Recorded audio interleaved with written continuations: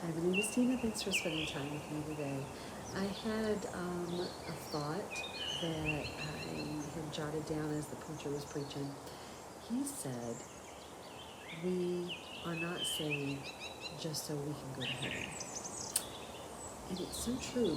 He said something it's odd, but when you think about it, he said, if God only saved you so that you could go to heaven, how come the minute you're saved, you don't immediately die?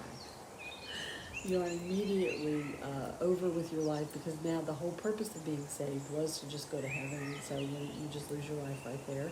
I mean, it sounds silly, but then again, is that the only reason why you're saved? So, in thinking about it, he said, and I wrote it down because it really struck a chord in me. He said, "You are not saved just to be saved, you are saved to be spent." And that really got me because, especially at this season of my life, or even everywhere you turn, no matter social media or anything that you're reading, is talking about saving your own peace, protecting your peace, protecting your rest, getting enough rest. It all has its place. It definitely does. And I'm 100% for it. I just retired. I'm all about it. Okay. But I also was very convicted by what he said because I have been saved for service and I have a call on my life, and we all have a purpose in our lives. And we're not just saved to be saved, not to just keep it all to ourselves. We are saved to be spent, to give it away. And so, what are we giving away? We're giving away all that God has done for us. Everything we've been through becomes our testimony. Everything God delivered us from becomes our testimony to share with others. The love that Jesus shares with us is the love that we should be sharing with others. He laid down his life for us. No greater love has any man than someone who would lay down their life for a friend. Are we willing to not even die for a friend, but give them a phone call when they need it, or send them a little text of encouragement, or make them a meal when they're in need? Um, there's so many things that you can do to make people feel loved. Are we willing to do that? Are we willing to spend ourselves? It's not about money. It's about our most precious commodity, time. Are we willing to give of our time? And speaking of time, it's quickly going by. We don't know how much time we're going to have left. Prophecy is being fulfilled. The Lord's return is imminent, and none of us are getting any younger. Our world is getting more dangerous. The truth is, tomorrow is not promised.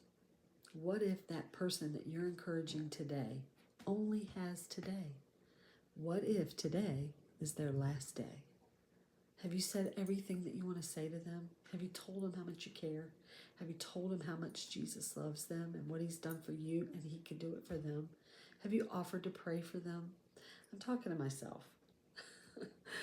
I'm questioning myself. Have I spent myself enough, or am I hoarding some of this to myself, saving it because I'm saved? It's a thought. There's a harvest out there. There's a harvest that we didn't pay for. Jesus did. And he said in the 4th chapter of the book of John, he told his disciples, "I say to you, lift up your eyes, look around. Look around you at your neighborhood. Look around you at your workplace. Look around you at your school.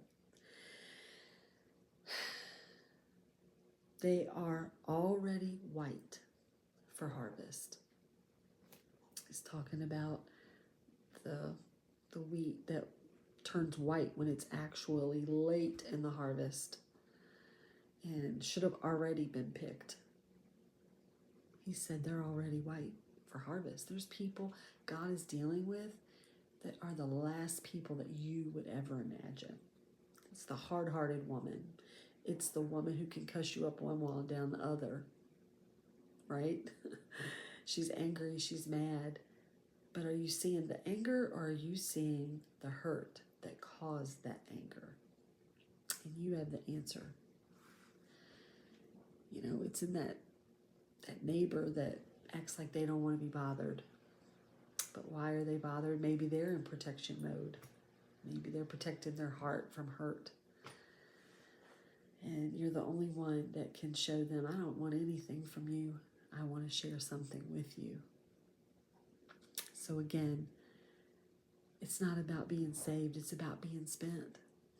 If you know you're ready, if you know you're right with the Lord, share it with somebody else so that they can have a chance to be right with Him and know that joy and know that peace and know how it feels to share it with somebody else. Pass it on. Back in the 90s, we used to say, pay it forward. That's what Jesus wants us to do. Get our eyes off of the troubles that we're going through, the circumstances, the aggravations that we feel. Get our eyes off of all of the mess, and especially off of ourselves, and look around at the harvest. It is ready. It is beyond ready. There are people who are so ready. Ask God to give you the eyes to see them. He will. He'll reveal to you who He's been dealing with that only you can talk to. Nobody else. Just want to encourage you. Get out into the harvest. Don't just sit idly by. Become a worker in the harvest. Lord bless you. I hope you have a great day.